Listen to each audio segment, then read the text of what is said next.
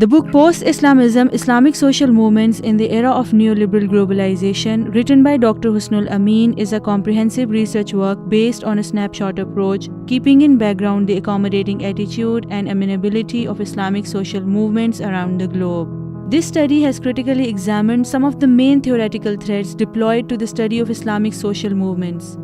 The book addressed the ways these Islamic social forces have internalized opportunities created by neoliberal globalization, specifically in the last 3 decades. This book basically deals with an empirical example of post-Islamist social and political trajectory as well as intellectual trajectory in Pakistan and beyond. In the Middle East as well. In the recent past, considerable academic literature produced around the globe has addressed the diverse nature of responses to globalization by the Islamic social trajectories in the Muslim world.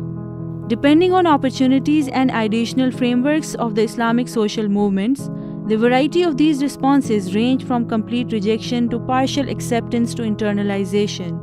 Looking at the empirical evidence of such an accommodating attitude of the Islamic social forces around the globe, the Islamophobic provocations may be questioned that see an essential antagonism between globalization, which is backed by the West, and Islamic movements which are driven by religious ideologies.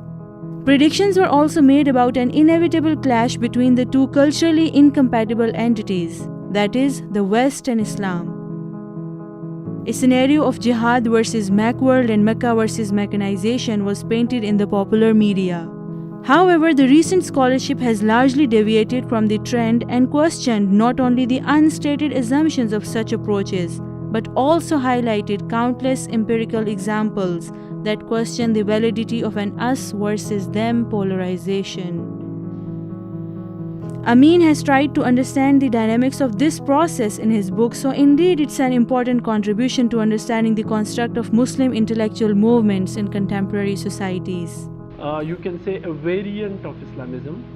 It is not something post-Islamism doesn't mean that Islamism is dead and its entire energies are drained out now.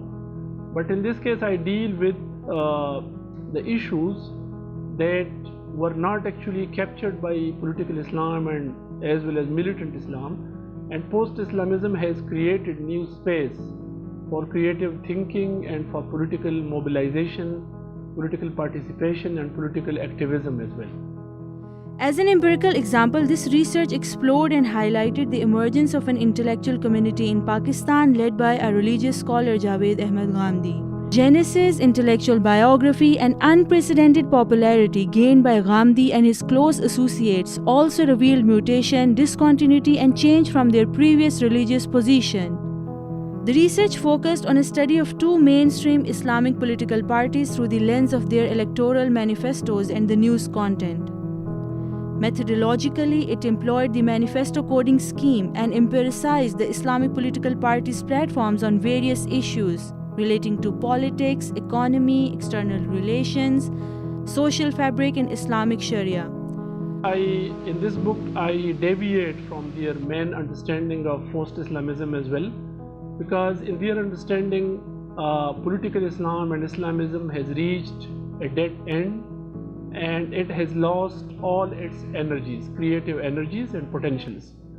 But in my case, I deal with post-Islamism as a transformative conscious project which deals with the youth concerns, minorities concerns, gender issues related to development and human rights.